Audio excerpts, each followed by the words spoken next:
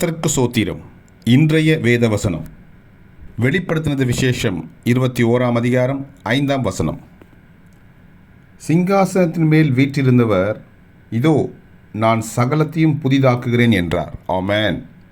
பின்னும் அவர், இந்த வசனங்கள் சத்தியமும் உண்மையும் உள்ளவைகள், இவைகளை எழுது என்றார். ஆமென். வெளிப்படுத்தினது விசேஷம் 21ஆம் அதிகாரம் 5ஆம் வசனம். சிங்காசனத்தின் மேல் வீற்றிருந்தவர், இதோ நான் சகலத்தையும் புதிதாக்குகிறேன் என்றார்.